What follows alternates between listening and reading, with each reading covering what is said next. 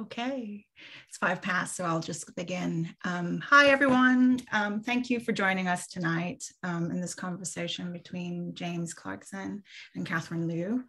My name's Sunshine. I'm the curator at Block Projects, and currently at our gallery, we have James's show, K House, which is part of Platform 20.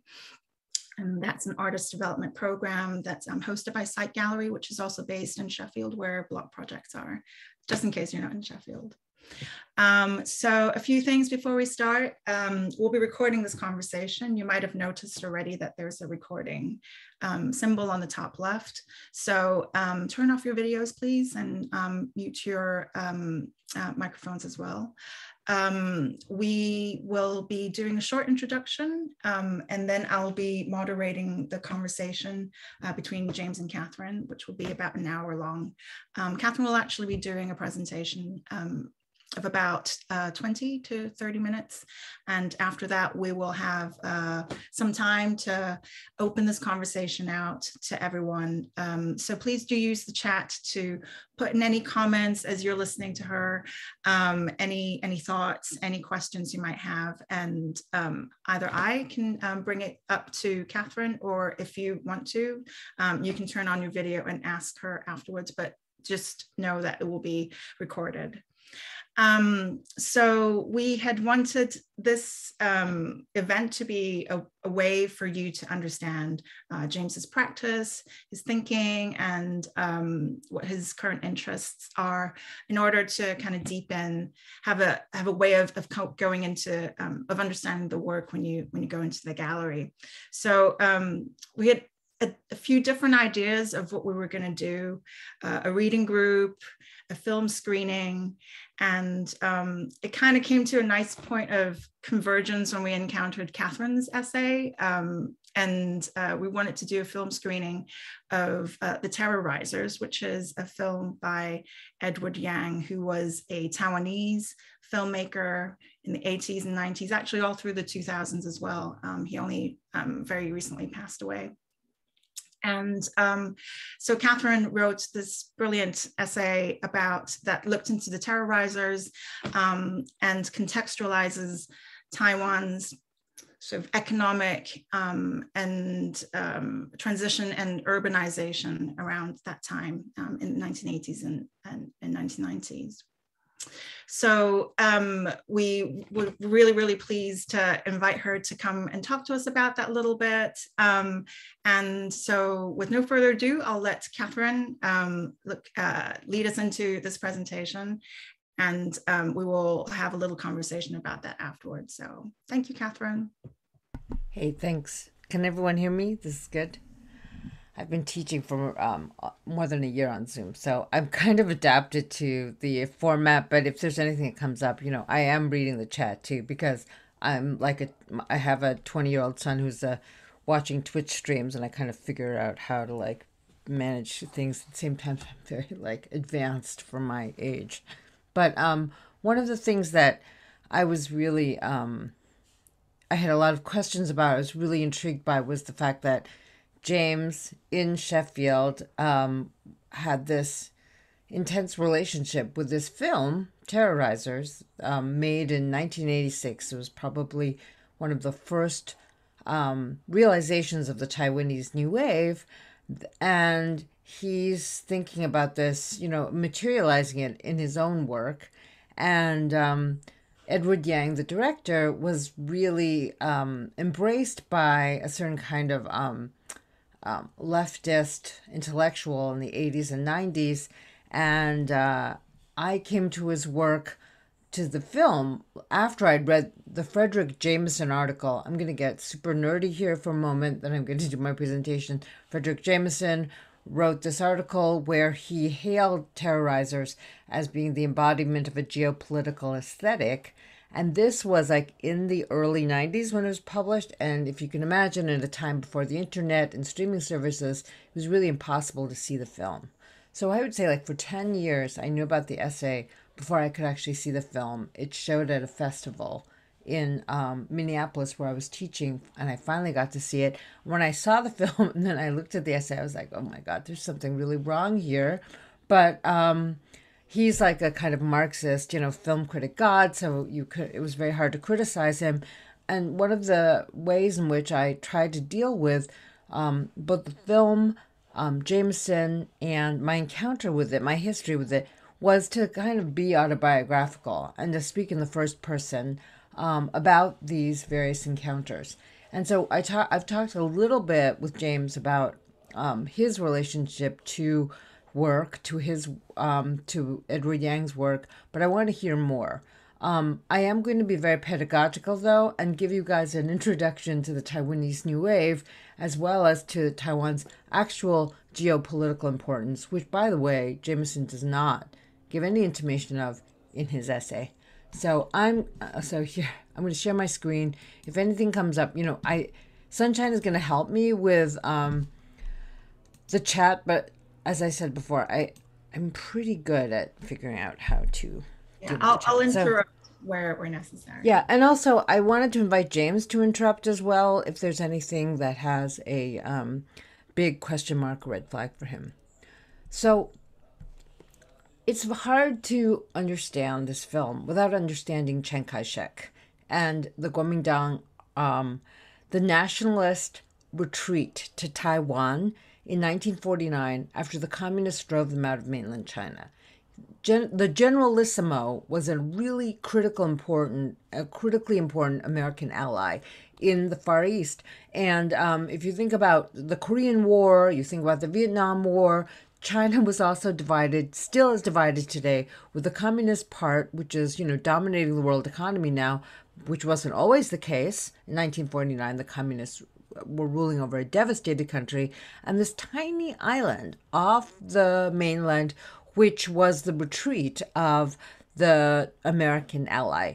And the Generalissimo, Chiang Kai-shek, really styled himself after, I would say, the military dictators of America's other allies in its Cold War hegemony over the world, the Panamanians, the Nicaraguans, Colombians, the Latin American Generalissimos, except that he was not a populist. The Kuomintang Party was the revolutionary party that overthrew the Qing dynasty, and he led the Kuomintang Party against the communists. But the Kuomintang Party styled itself as a Leninist party, very, very, very conscious of building its power through state bureaucracy. It's going to be important when we look at the film. So, the geopolitical significance of Taiwan can sometimes be, should be materialized as... Link's not working. Okay, that link's not working, but I just wanted to talk about why it's this island off the shore of Taiwan. It's about 20 miles off the shore, and faces Fujian province. I'm not really quite sure that anymore. So Taiwan turned from an agricultural economy to an industrial economy as of 1972, which means that its GDP, which had been dominated by agricultural exports to Japan, in fact, and to the rest of the world, was shifted towards industrial exports after 1972, which became the dominant mode of production, became industrial production. Its low labor costs and efficient logistics really made it a very inviting place for U.S. multinationals as well as local entrepreneurs to create a new globalized economy, a new economy linked to the global economies. This didn't happen by accident. This didn't happen because of the entrepreneurialism of the Taiwanese or their hardworking nature, which are both qualities that were important. This actually had to do with the U.S. Cold War policies of encouraging industrialization and encouraging an export economies in Japan, South Korea, and Taiwan, which would lead to local prosperity as a bulwark against the communists, of course.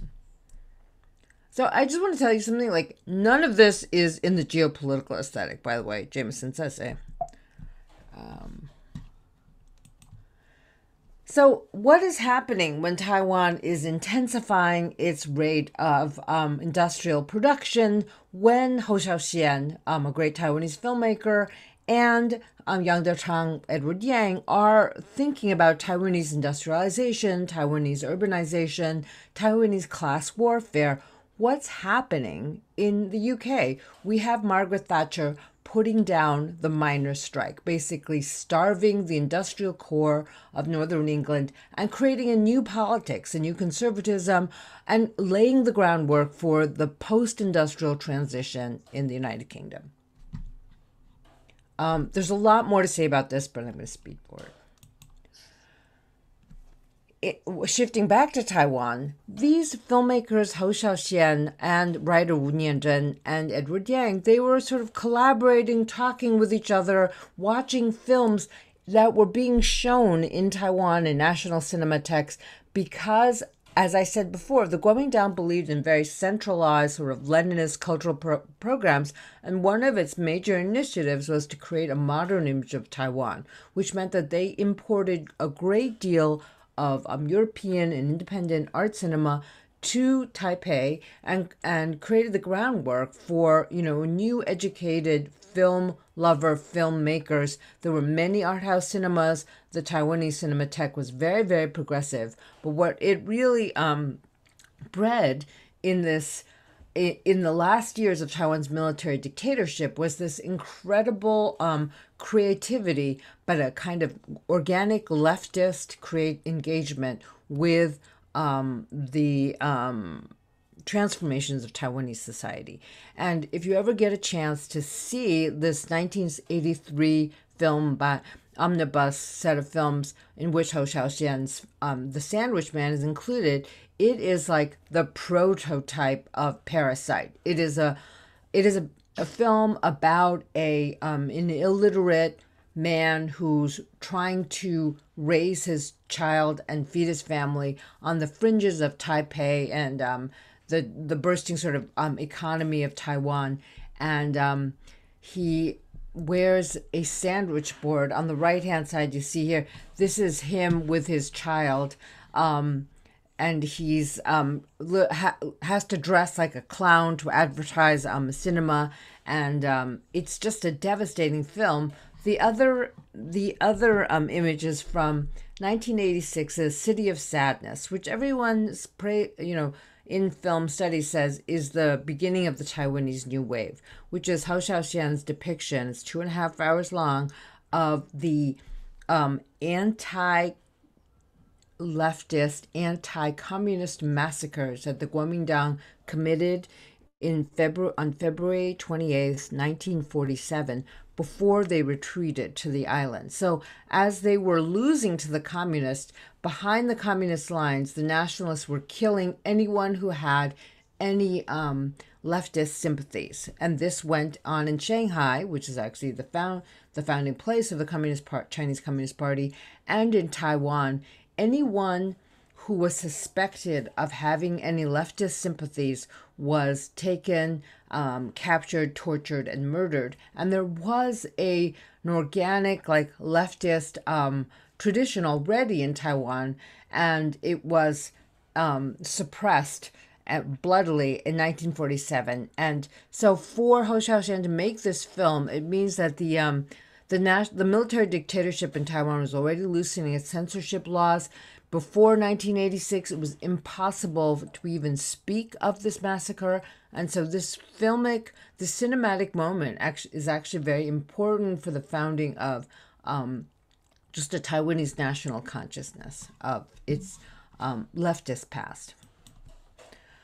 So I'm going to talk just very generally. Terrorizers takes up the themes of urban life, alienation, class difference, ambition, and the all-consuming effects of East Asian urbanization.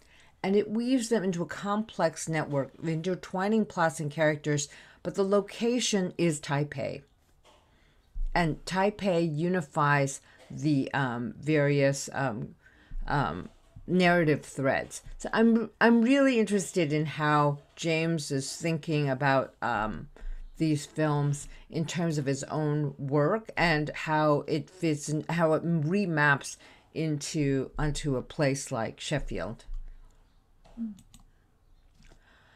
I think one of the really interesting things about Yang too is that he participates, like a lot of Taiwanese and Chinese intellectuals, in this kind of migration to the United States. He studies electrical engineering, computing, which is like the stereotypical thing that you have to study in the 70s and 80s, because everyone's like, oh, if you're a smart person, you need to be helping the country modernize, and you need to be making a whole shit ton of money, because there's just a shit ton of money to make. And so he participates in this field, and then he like realizes he hates computers and computer engineering. He drops out. He goes to USC Film School. He drops out of there too, and he has a sojourn in America. And at that time, like, coming to America from Taiwan was coming from like a developing country to a modern country, sign of success. And his going back to Taipei is actually a sign of failure. But he, for like the Taiwanese bourgeoisie, but he finds in Taiwan a really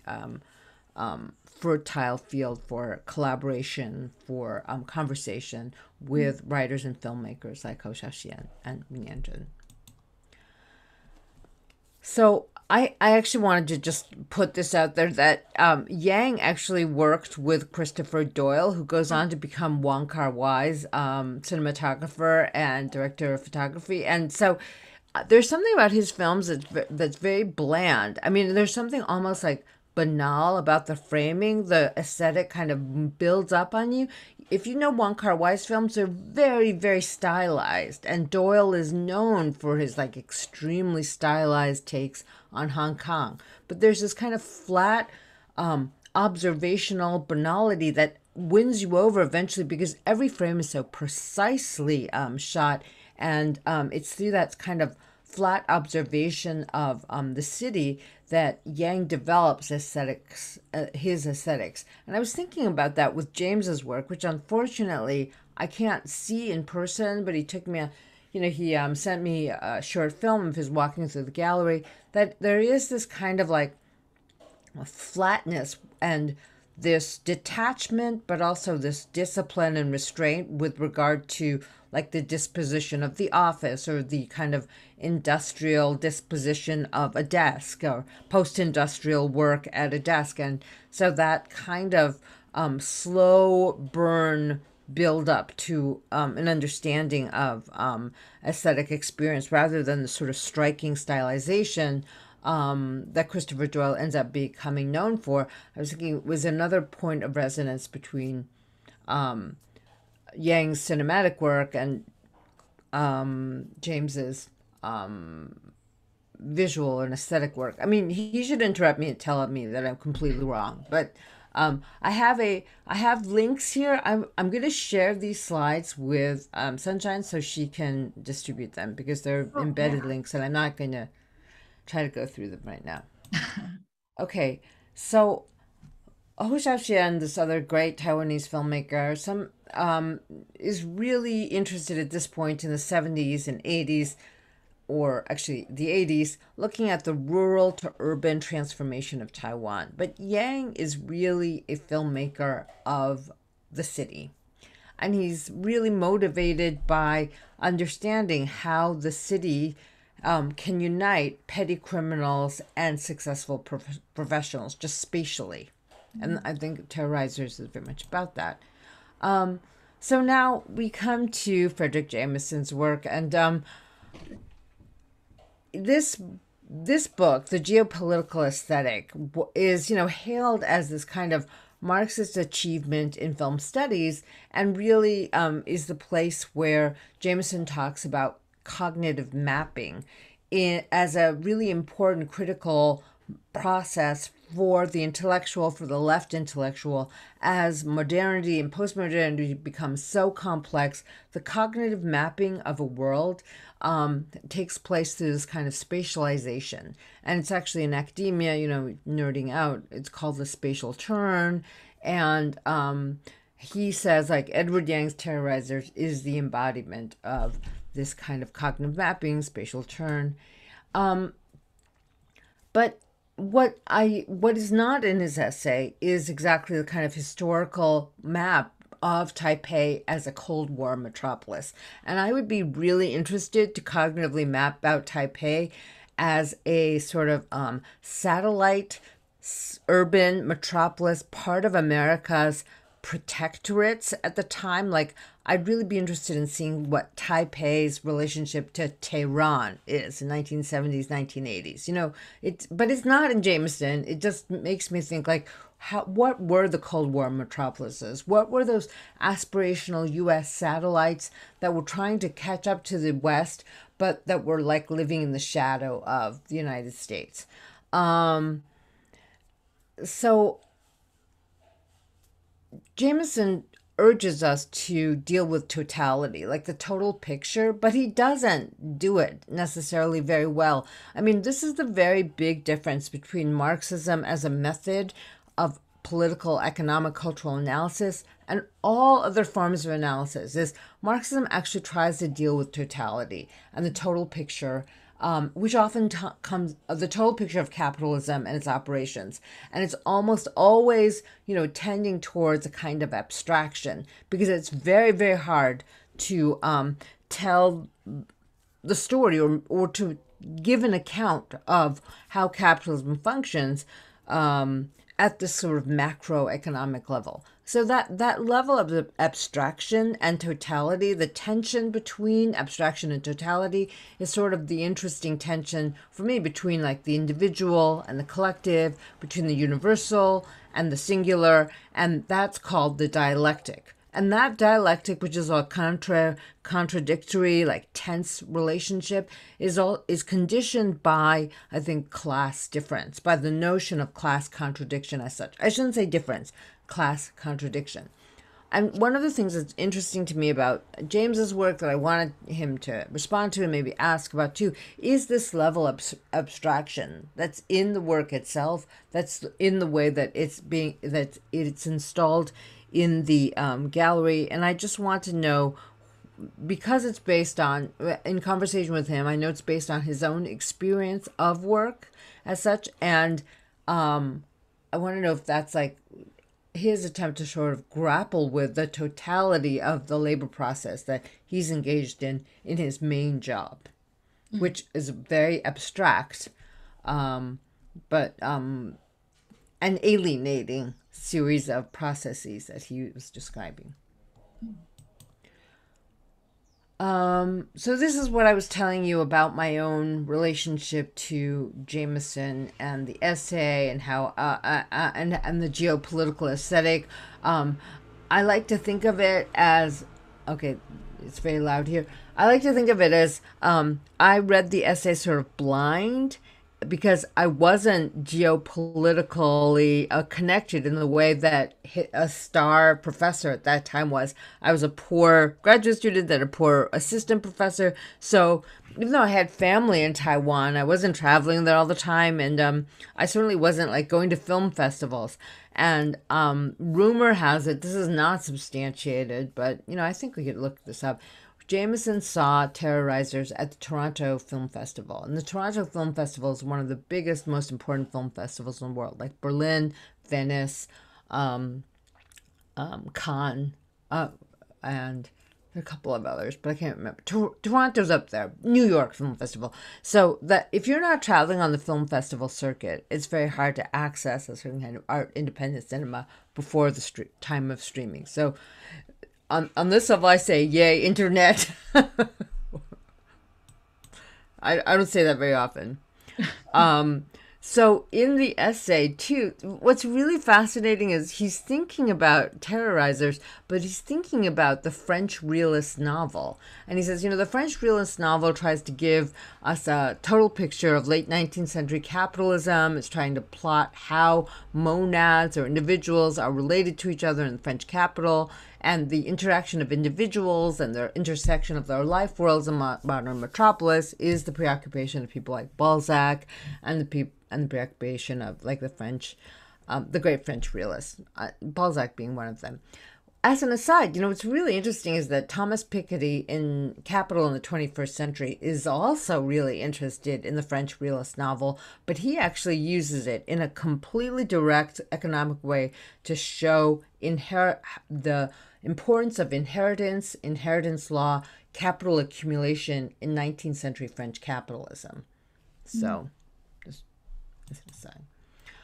Okay, so what Jameson deals with in terms of the realist novel is thinking about the God's point of view and how to tie these lives together. I go on. These are like my core sides. I get very nerdy about this. Okay. And so Terrorizers is an attempt, I think, to map Taipei, and that I do map the relationships of Taipei, and I do think that there is an incredible that question of mapping relations is is a productive way to think about this film. And one of the things that I think is really important is that there are these separate and interactive spaces of production that are monadic, that are connected by the editing of the film itself. And I'm going to start with the state bureaucracy, which is the hospital. Taiwan is just starting its national healthcare system. It has one of the best single-payer national healthcare systems in the world. But this means like the medical system is very, very bureaucratized and very centralized. And so you have like the loser husband, Li Lijong, who's like an unsuccessful doctor in the state bureaucracy. And then you have the explosive vitality of the market forces, which is the publishing company that his wife is always negotiating with because she has to produce a novel and she's got a bad writer's block. And there are three parts. There are three spaces that represent the market forces. The publishing company, we never are there. We just know like they need to do PR. They're always asking Zhou Yifeng like, "Have you finished your novel? Have you finished your novel?" And then they're like, "She finished her novel. It's a bestseller. This is incredible." And then there's this new company started by her lover that she betrays her husband for, and you don't even know what it makes, but it has all these like showcase rooms and these offices, and she and her like rich lover is like, leave your deadbeat husband, come and work for me. You don't even know what the work is, but it's going to make you a lot of money. And interestingly enough, the illicit gambling den where White Chick, the Eurasian prostitute gun mall, gangsters mall, is first seen escaping from. So those represent the markets. And then there's this other space, which is the bourgeois space of individual creativity. I'm going to call it that. And there's this rich kid who's a photographer who becomes obsessed with White Chick, and he has a studio, and he rents the former gambling den, and then starts like piecing together pictures of White Chick. And that's one, bourgeois individual creativity is one space. And Zhou Yifeng, the writer-blocked writer who then becomes, best-selling writer, her writing room. So, these three spaces interact, but they're separate, and they're actually linked by a very explicit editing sequence. So there's information about that, but this is the photographer in a real visual tribute to Antonioni's blow up, becoming obsessed with White Chick because he's photographed her by accident on the street. He's recomposing her photograph in the studio, and so the links between state bureaucracy, market forces, and this bourgeois space of individual creativity, that mapping of the plot of the film can be roughly described as dealing with these three spaces. Okay, so I talked too much already. So what should we do now? So do we want to see the clip? That would be great. I think after all of that, it's amazing sort of contextualizing. It'd be just great to see some parts of the film. So yes. Okay, so in this clip that we're going to watch, the police have busted the gambling den, and then we're going to see like the relationship, the purely visual cinematic relationship that's established in the first few minutes of the film between White Chick and Zhou Yifeng, the writer. Catherine, where it says it's 7 minutes and it's literally 7 minutes into the film then? Yeah. Ah, okay. So very close to the start. Yeah. Thanks.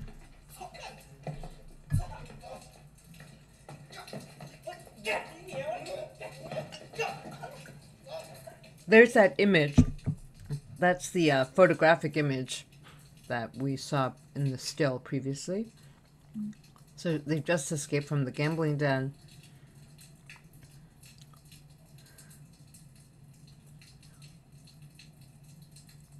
She had to jump out the window. So now she's kind of sprained her ankle or broken her ankle.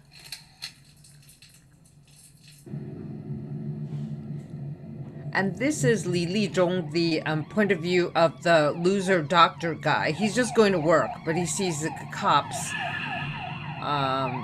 heading to the gambling den.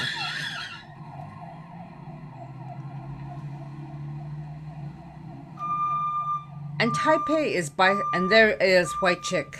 He just passes it by on his way to work.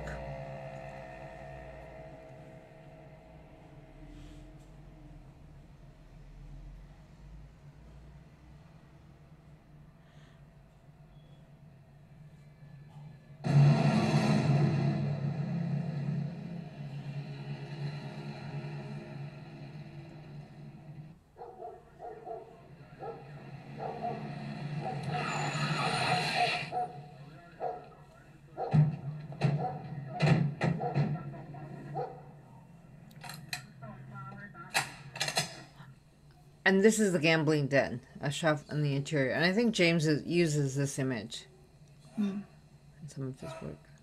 Yeah.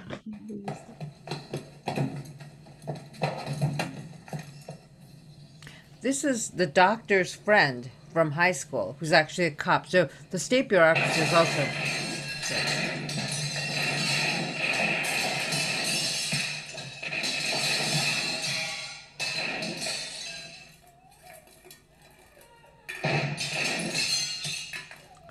So the police have come to raid the gambling den. This is Zhou Yufeng, the writer. 变化只是一种轮回的重复。这一年春天和往常没有两样。对于他们这样的一对夫妻来说，最大的问题就是。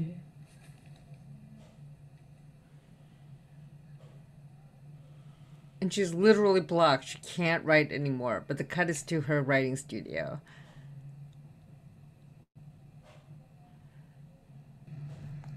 And this is a shot, a very, very peculiar shot from the outside of the interior of the hospital. And I'm just going to stop it there. And this sort of the banality of shooting these scenes from the outside of the building first, I think is really significant, though. Like that, the sort of rational array of windows. This is a modern space. This is a bureaucratic space. I think James also focused a little bit on these kinds of framings as well. Okay, I'm going to stop now. Okay, I'm going to show. So much, Catherine. When you mentioned White Chick, I only just realized, I mean, this is so silly, but that she doesn't have a name throughout the whole film. And at some point, I think in your essay, you mentioned her name was Susan. And I was like, I don't think anyone ever calls her mother. Her mother might have called her Susan, but the other thing is like the Chinese actual translation is like bastard. I think she's called like Zhazhong, but they didn't want to translate that as like, because that's what she's called throughout the film. And so because she's obviously the product of like so many of these mixed race kids of an American soldier and the woman that he leaves behind. So she's a bastard, but I think they translated it as white chick. Because at some point they call her white bastard too, I guess. And it's less, bastard has this like gendered quality in English, and it doesn't have that in Chinese. It's much more gender neutral. It's just, yeah, many different things together. Yeah, Chinese is a much more gender neutral language, believe it or not, than English. Yeah. So thank you so much for that presentation. I think maybe a way to start this is to maybe emphasize some of the things you were talking about with the spatiality, the collision of the different spaces. And because I think that was one of the key things that James was not inspired, but like was really looking into and reflecting upon. Maybe that's where, James, you can also start talking about the spatiality of the films and how it has been kind of like mapped onto your work.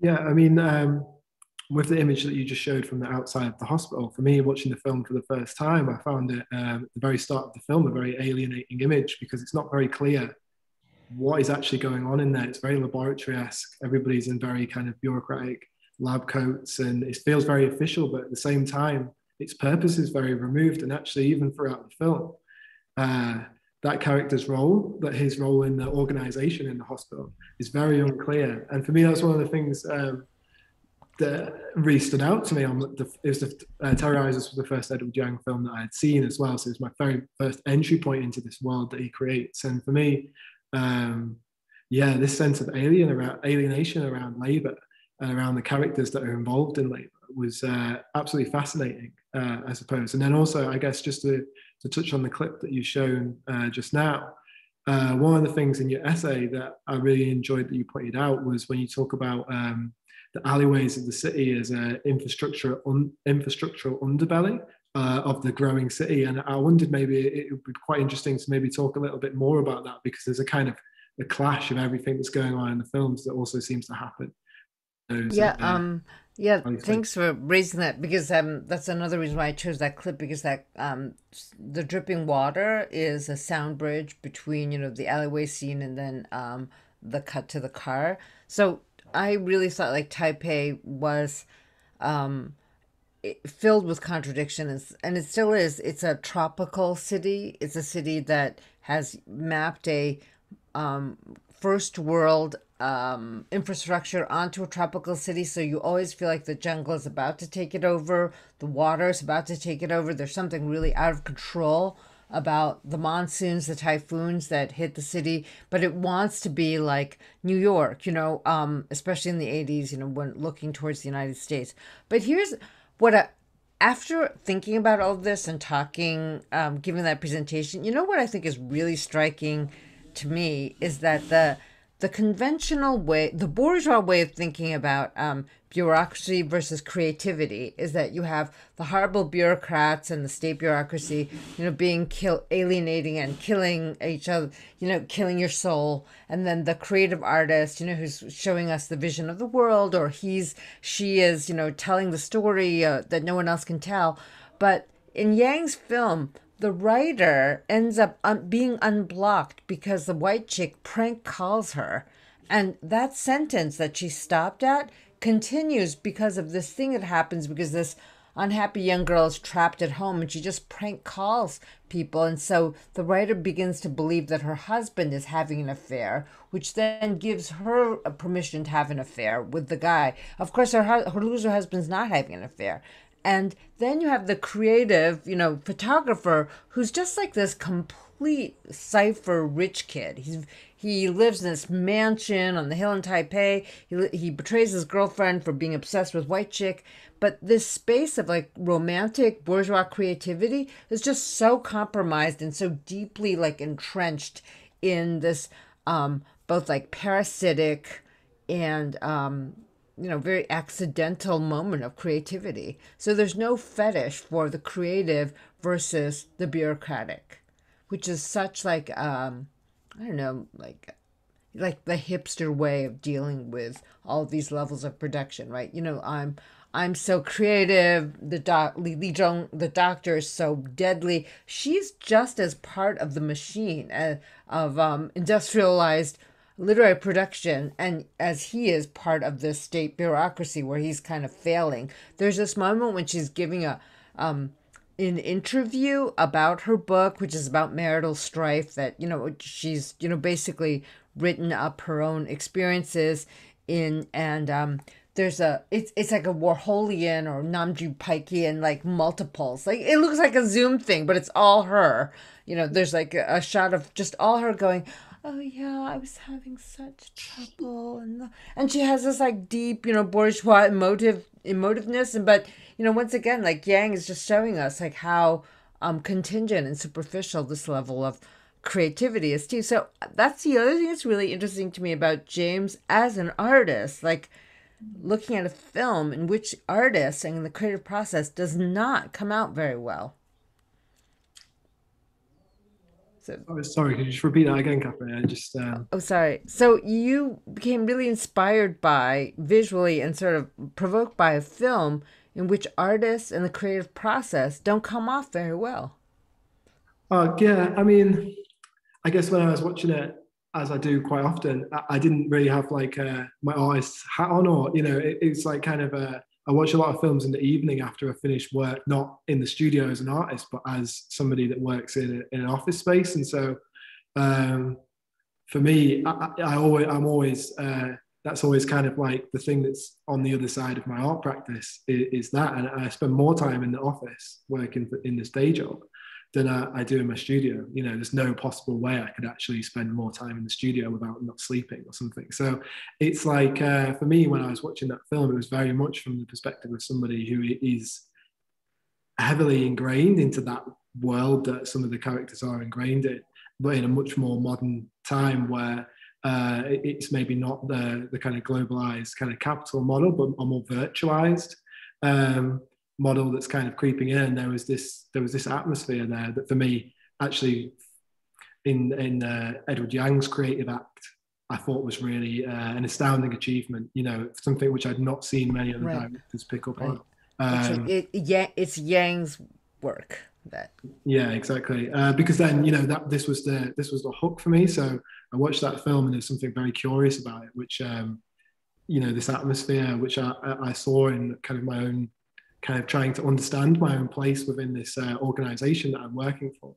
And some of the things seem to be dealt with within that atmosphere. And then the next film that I watched by him was Type A Story, which the entry point into the world that Yang creates there is the office space. It very much starts in I think it might be like architects or a property development company, but again, never really quite sure what the purpose of the organization is, but it's heavily attached to this world to tell the story that comes afterwards. And yeah, it was that about his filmmaking that really kind of sucked me in. And then as I tried to search out the other films, because I think it is still quite difficult to get hold of some of the films, as you said, in the 90s it was hard, but even now with the internet, there's not they're not all there. So yeah, this kind of drip feed of his ideas around kind of alienation of labor and anxiety was the thing that really fed into kind of my thinking, I suppose. And yeah, I mean, the artists don't come off very well, but as you say, Yang's own vision is so powerful. But it's because he, maps the creative act in the city as a part of production, as a part of PR, as a part of marketing, as a part of economic relations. The other thing that makes him, would make him understandable, and this film understandable with regard to other like national cinemas or new waves, is his fascination with the the actual character of White Chick. I'll just call her White Chick. She was a real character that he met on the streets. She was a delinquent. She was very alienated from official Taiwanese society, and there are other filmmakers who've been fascinated with delinquency and then become collaborators with like the kid they pick up on the street. I'm thinking of Pasolini. Tsai Ming Liang's collaborator was a young man that he picked up, and then he became his collaborator. What happens with White Chick is she just disappears. This is not her first film, and then she becomes an actress. Like she's just disappears back into the city again, and I do feel like the thing about Taiwanese bourgeois morality is just it's not explicitly spoken, but the viciousness of it is, I think, just under the surface somehow. Like there's a way in which you can be accepted into a kind of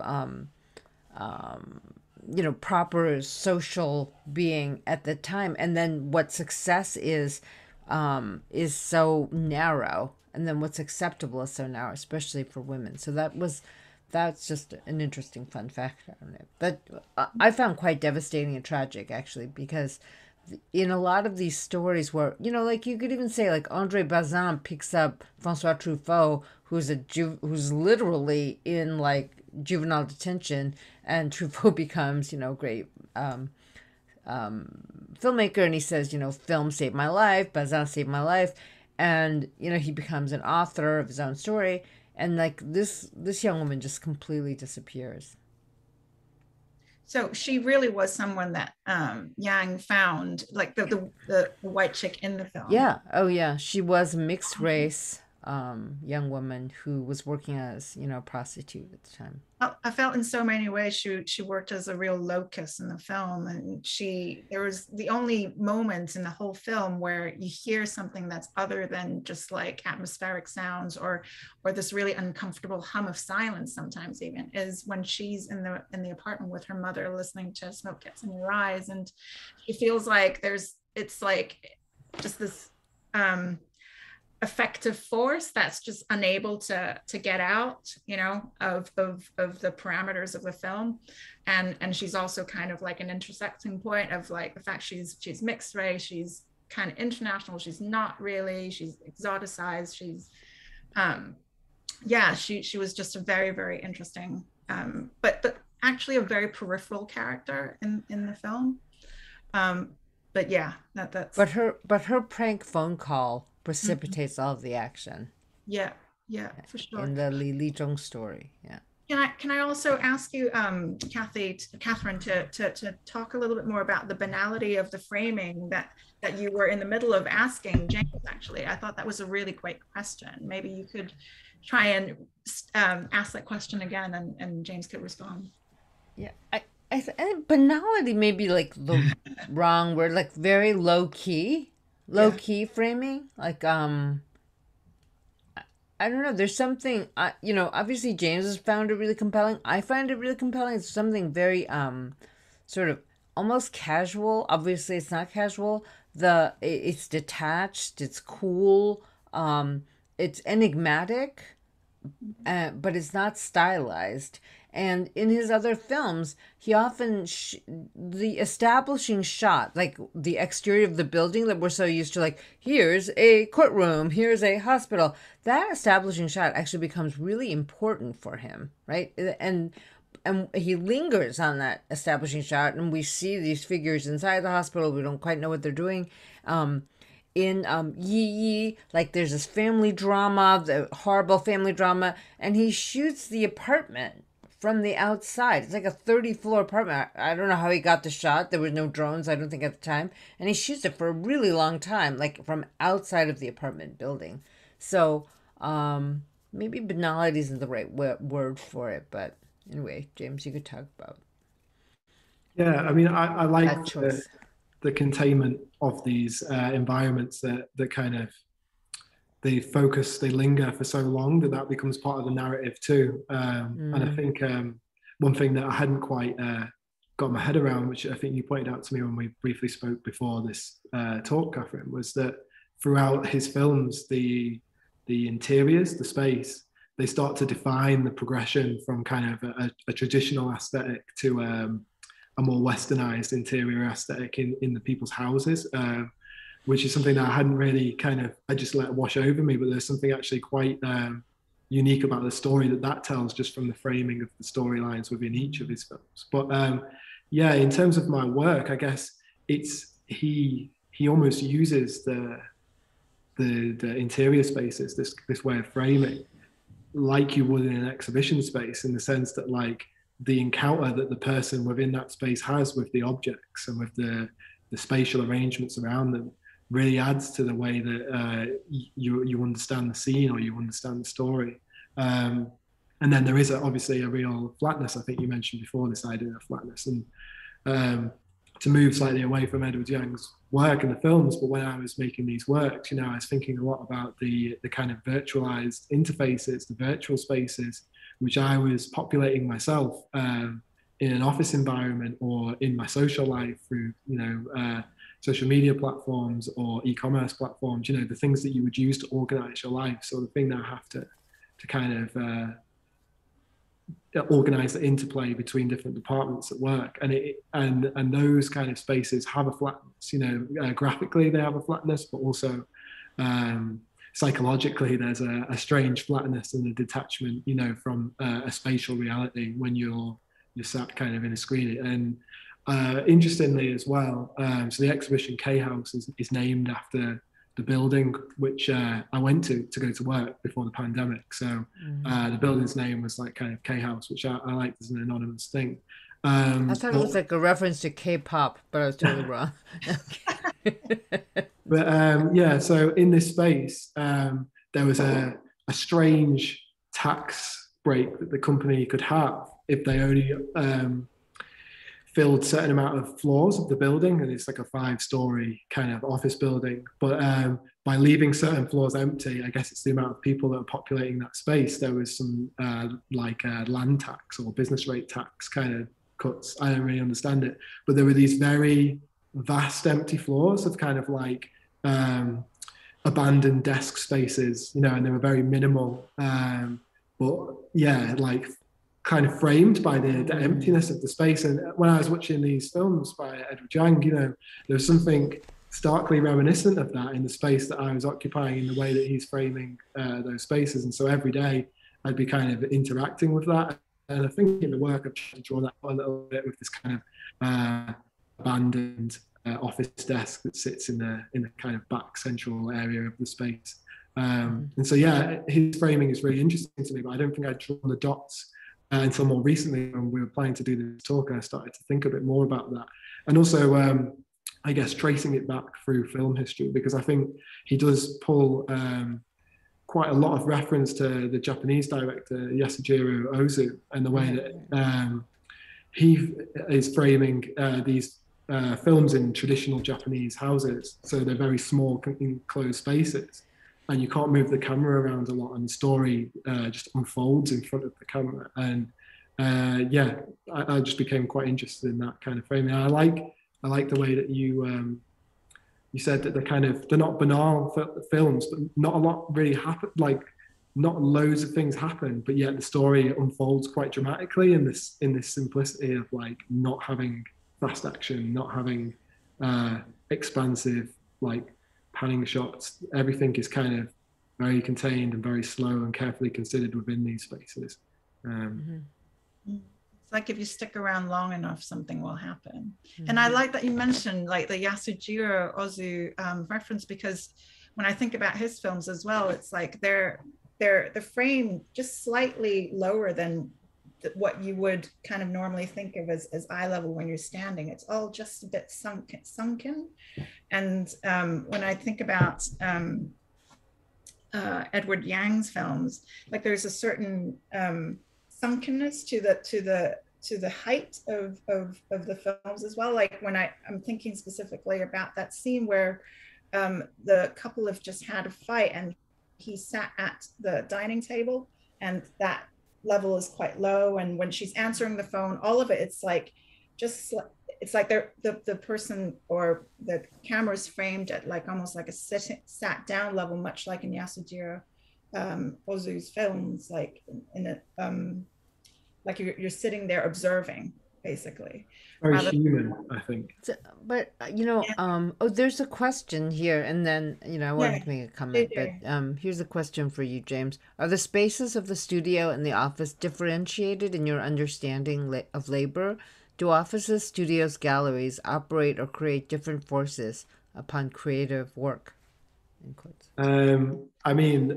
I mean, for me, I have a choice whether I go to the studio or not. I don't really have a choice in terms of the labor I have to do to make money to survive. I guess I have a choice where I go to present that labor, but it's not. Once you're employed, there isn't so much of a choice in that. And I think the labor in the studio, I mean, for me currently, it does feel very different, because it's also like a time away from from everything else, I suppose. It isn't, I'm not always thinking about going there because it's work. Sometimes it's just like a space I want to go to hang out, to be away from the idea of work, even and not work. And my studios, before the pandemic, it had quite a social aspect to it. It's open plan, so it's a place where people also go to meet up and chat. So it's not necessarily a space of labour in the same way. Do offices, studios, galleries operate or create different forces upon creative work? I think it depends on the circumstances. I mean, in the office that I work at, creative work is really it's not valued. You know, creative work is like photoshopping some images to go on a website and making sure they don't have a white background. And like, you know, that's the people that work there in that position, they're the kind of cool creative people, you know. And anybody else, the idea of creativity is strange, that you would probably invest time in that. Whereas I think maybe there are forces in the art world that do push on creative work. Like I've had that working as a like a represented commercial gallery artist a number of years ago, when I worked in a slightly different way with my art practice, and there was definitely a push or a requirement to work in a certain way or to work with certain people. But it's that's slightly different, I think. Is that not the same as a lot of the office or admin work that also happens in galleries and studios? Yeah, it is. It just depends, I guess, what your role within those spaces are. I mean, personally, I don't have much experience of working in the more admin side of running a studios or galleries, but maybe Sunshine could talk a little bit more about that from that perspective. Yeah, I mean, this goes back to the other thing that I've been thinking about. And Sunshine actually asked me about this earlier when she asked me to be part of this project, is how does the art world map onto the professional managerial class? Because we're all forced to be more professional, we're all forced to be more managerial about all of our work processes. And this was the book that I wrote recently about the PMC. So, yeah, maybe actually, Catherine, you can talk a little bit about what the professional managerial class is. I mean, that is also a terminology that we can explore a little bit more in this conversation, because it sort of weaves through my work, weaves through your work, definitely weaves through James's as well. So maybe that's a great way to kind of tie these things together.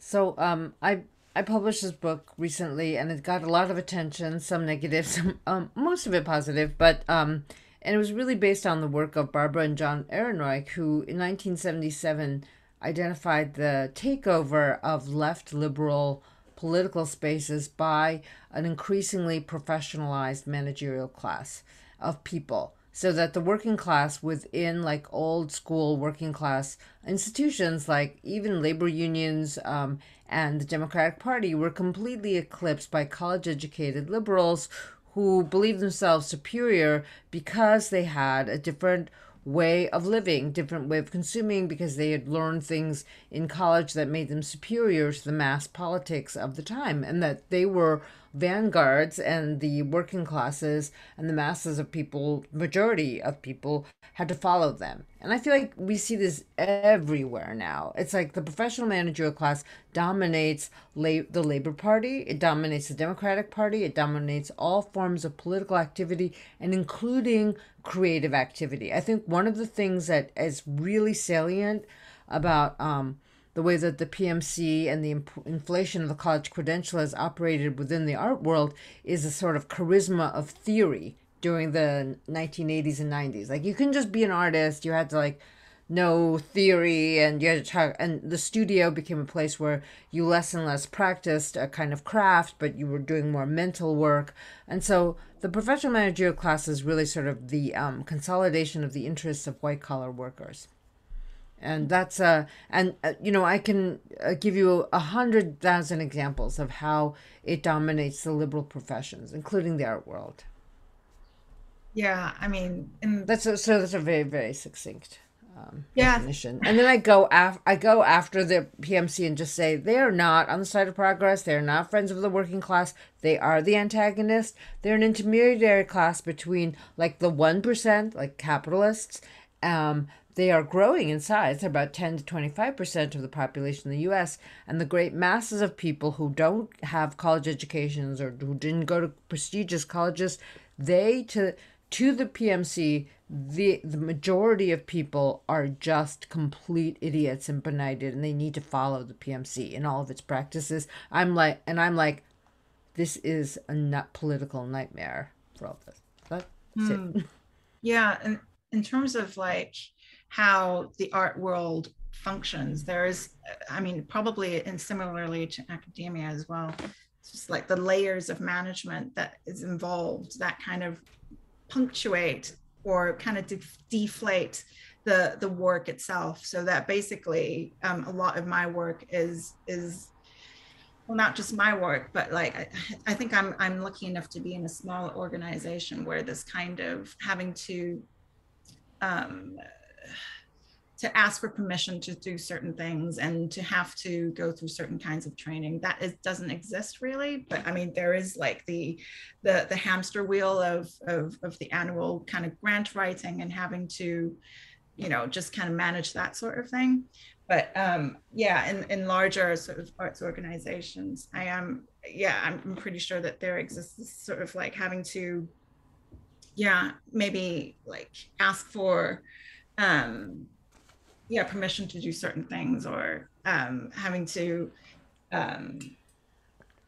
like that sort of stuff. But I think in James's work, can you talk a little bit maybe about like how the work that you do in your day job and how that sort of like leads into your art practice, maybe a little bit?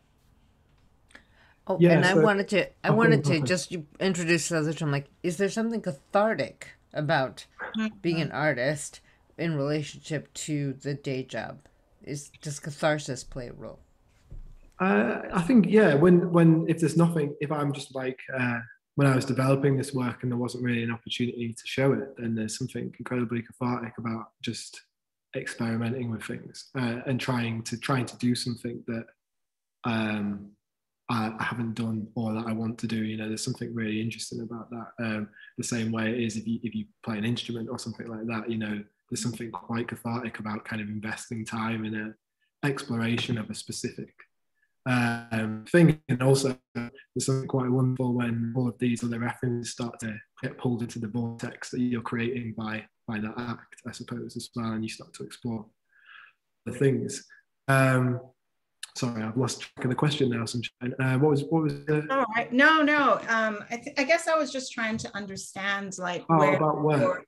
Where your work bleeds in with your practice. Yeah. So I guess there's a bit of a release as well from this work, this day job, and so I guess to give people on the call a bit more of a background, I work in a very like low level data management job, working for a business supplies company. So it's quite a dry, often quite frustrating job because it's very repetitive. And when I first started it, I was quite overcome by the alienation that I felt because everything was talked about through codes and everything was done through these quite archaic, old school computer interfaces, because the company has invested so much of their kind of budget and their company data and their kind of product range into these old systems that it was phenomenally expensive to actually get that out and put it into a modern system.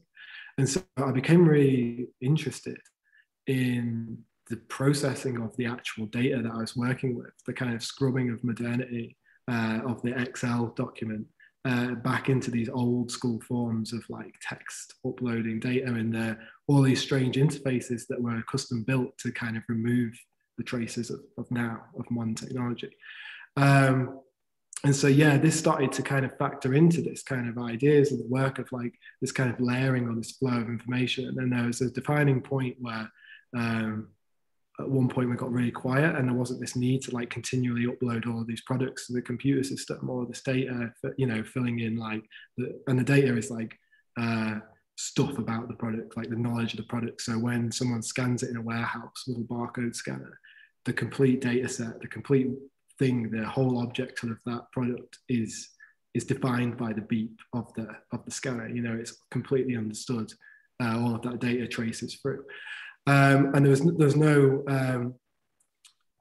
work on. And so what they decided to do was to map everyone's job role with these like arrow systems where like it was like, okay, well, I do this and then I do that, and then if I don't do this, it goes that way. And it's just like basically like a flow map of the thing. And I thought, well, this is kind of how it works. And I like the aesthetics. Some of the aesthetics of these kind of, they became quite strange because some of the jobs are very long-winded because they have so many processes to try and get back to these old systems. And so the kind of abstractness of everybody's job roles when I was looking through these like plotted pathways of the workflows people are into, they aesthetically were really interesting to me. And then at the time I was also reading a lot on a more macro level about kind of how virtual information sits in the world, you know, and so I was reading people like Mackenzie Walk who are talking about this idea of this new class, the vectorialist class, which is kind of your Amazons and your Googles, where they don't in a kind of Marxist sense, they don't own the means of production anymore. They own a level on top of that where they don't actually make anything themselves. They just own the routes for information to pass through them so things can be created in the world, whether that's a website or Amazon Marketplace, or even Amazon hosting like 32% of the entire internet is on Amazon servers. So they're like providing this immaterial thing. And I was thinking about the way that like the kind of immaterial aspects of these jobs, which are all virtualized, were plotted out, and how that could then be also the big macro of these kind of flows of information through that kind of like vectorial class, this idea of a vector, could be plotted into the work. And so that became this kind of visual metaphor in the work of kind of visualizing what isn't documented visually in a way through these kind of sculptural, bureaucratic, abstract machines that the sculptures have kind of become. And so they almost, going back to your question, Catherine, they're almost very personal, because it's like this very personal reading of a situation that I found myself in that has all of these other elements, as I said, that were pulled into the kind of vortex of that understanding at the time. And so I guess I don't want to waffle on too long, but like that's the basis of how the investigation started. No, that's really, really great, because it really then brings to bear like so many different scales, like that your experiences of working within that kind of office environment is like, goes from like a very bodily sort of perceptive sort of understanding of seeing all of these different ways that data is kind of woven in front of you, versus like this other level of trying to stand back and look at what's going on, like with all these different types of interfaces that permeate your work as well. So it's really great to hear this insight. So thank you. Yeah, there's actually a question in our chat as well from Maud, which I'll just read the question out loud so that we can have this for the recording. May I ask a question regarding The Destructors, a short story written by Graham Greene, Man's Fate, in French, La Condition Humaine, the Human Condition, written by André Malraux. So yeah, Maud, go ahead. Yeah, sorry, Catherine, did you want to add something? No, I don't know the story, so I think Maud should, talk about what she sees in this. As a relationist. Maud, did you want to put your camera on? Is that, and if so, go ahead. Yeah. Hi, Maud. You have to unmute. Can't hear you. Oh. Still can't hear. Can everybody else hear, or is it just? I think it's because Maud, you've got your headphones plugged in, but I don't think there's a microphone.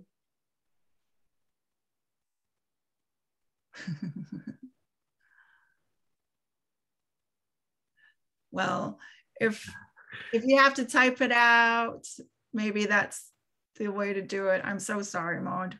We can't hear you.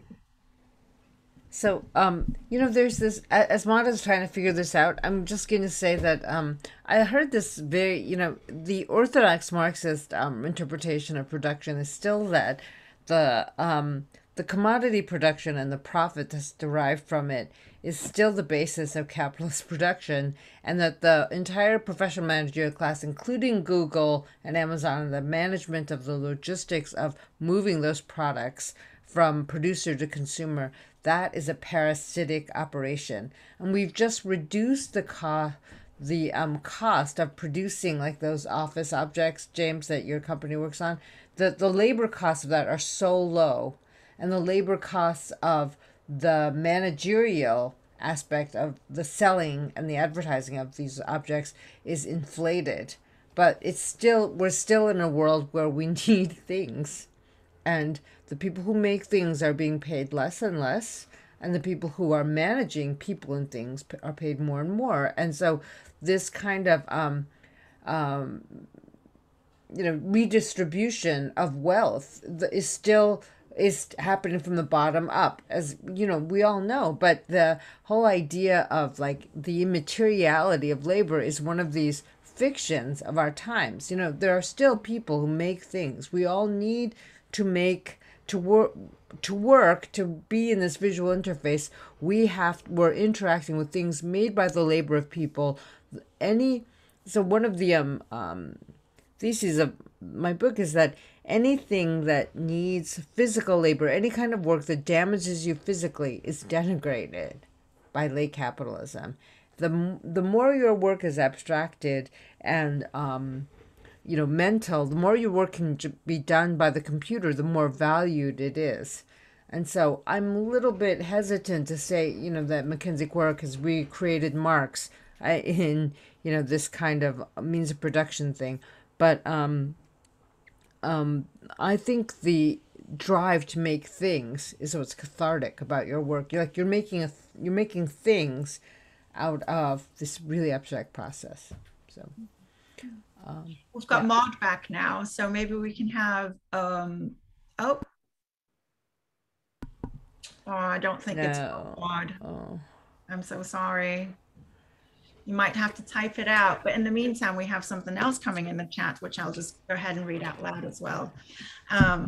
Just reflecting on your description of the managerial class, Catherine, it does seem that there is a perception in funding bodies, for example, that management is basically exercise of the same set of skills, regardless of whether the work is in a non-creative context or the so-called creative industries. And I wondered what you thought of this in relation to the alternative proposed by the lived experience movement, which is that experience should have equity with expertise. I don't know the lived experience about this lived experience movement. I'd like to hear more, but my first reaction to the lived experience moment would be to say that if it gives up on describing an objective condition, then no, I don't think it's an alternative to capitalism, because then we just all are monadic and our own subjectivities then have this kind of authority that gives us this brief and momentary relief from the domination of experts. So I would be very skeptical of lived experience as this new form of authority, because I am hardcore and old school in that way, that I believe that there is an objective shared experience that we must be able to describe and communicate and change. But I do think that that managerial skills within the corporate world and the creative world are exactly the same. And I think that one of the things that's really terrifying that a lot of the early 20th century Marxists in Frankfurt School and later had talked about was that increasingly, and this is just intensified with the internet and everything else, we think of ourselves as something to manage. Our affects, our feelings, our anger, our trauma, our past. And so we have a managerial relationship to our actual selves. And optimization of the self, optimization of relationships, that's the optimization of our children. That's all part of this PMC ethos that, frankly, for me, is just like the killing fields of human capacity for love, human capacity for work, human capacity for relationality. I've never seen people more dissociated from like corporeal experience among like middle class and upper middle class people than now. So.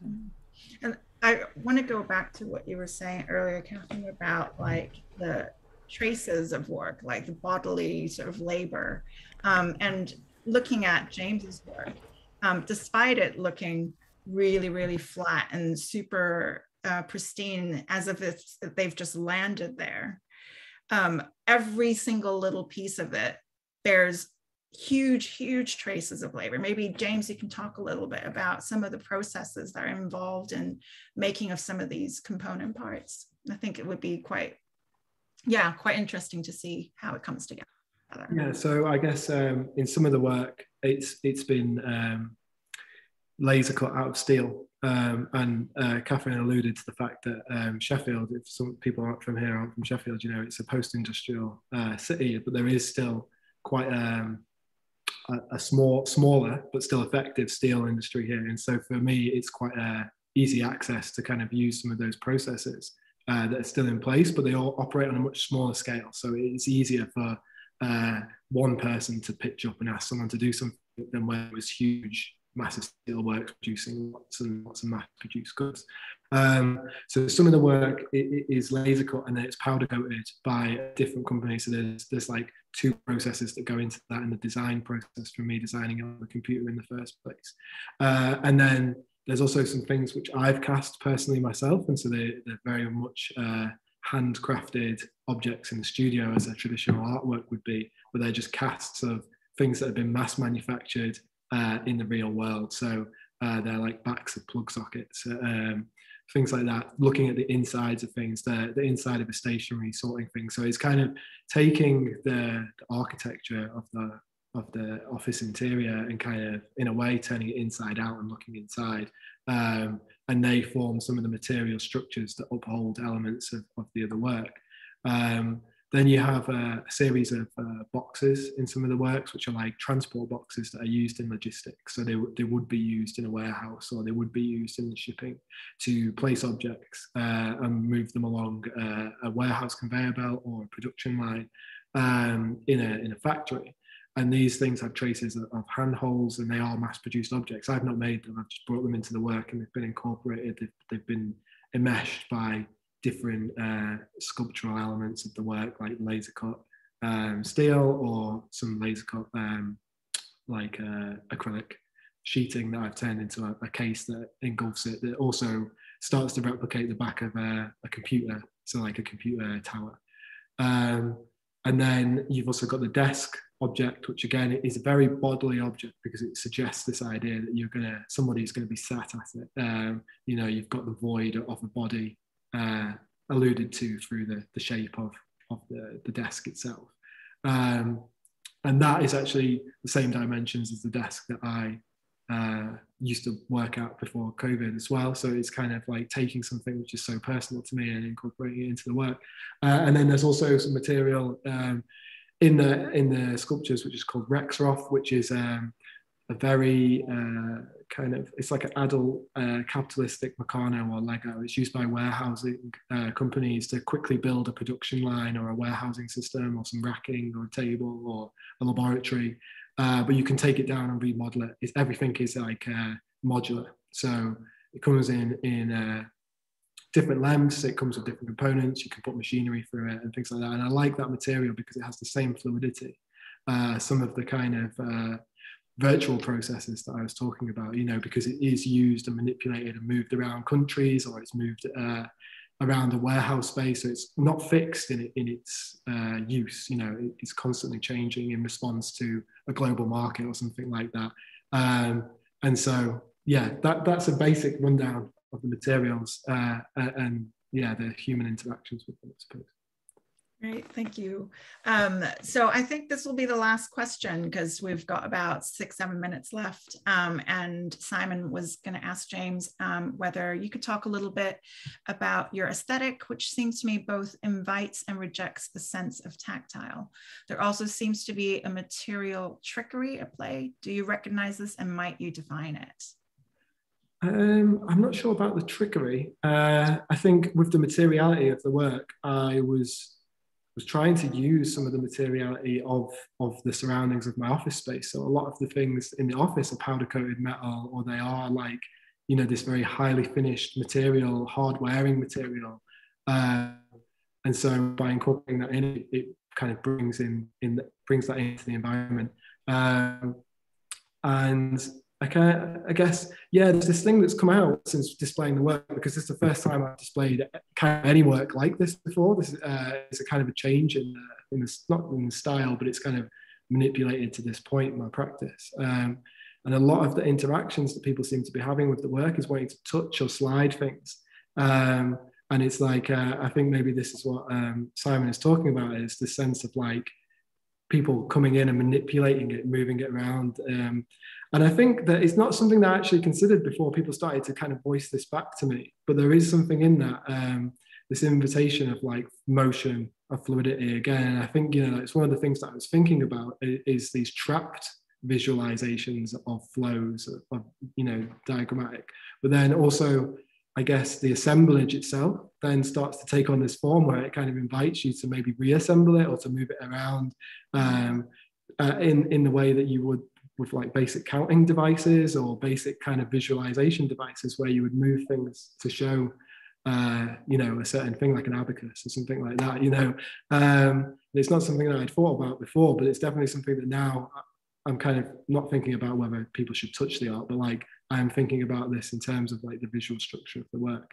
I'm not sure if that answers the question, Simon, but yeah.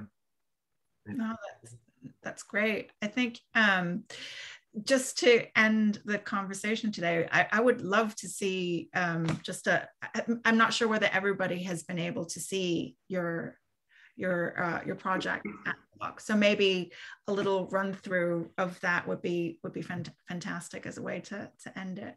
But yeah, thank you to Catherine for joining us from California and for the presentation. Thanks everyone. Yeah, I'm going to leave now, but thank you everyone. Thank you for having me. Thanks for a great discussion. All right, we'll be in touch. We'll stay in touch. All right, take care. Okay, bye-bye. Thanks, Catherine. Bye. But yeah. Fergus is going to try and do this with a camera through the space, so hopefully it works. I can't go too far. Yeah. Oh, there we go. It's like TV, like 90s TV. I'm attached to a wire. Spot, Fergus. There we go. Yeah, I can't move far. Okay, we can do it from here. Is that still working? Yeah, you're good. You just got me at the moment now. Do you want to just pan around? Yeah, that's all we need, really, Fergus. It's just a little, just in case some people who aren't in Sheffield have not been able to see. Yeah, so spatially, you can get the gist of it like this. Sorry, there's a bit of an echo now because we've got two things on in the space, but I can also, when Fergus is finished showing this, I can also share my screen. I've got a few images of the work from the documentation as well, so we can show some details because you can't quite get a gist of all of it here. Mm-hmm. Great, that's great, Fergus. So.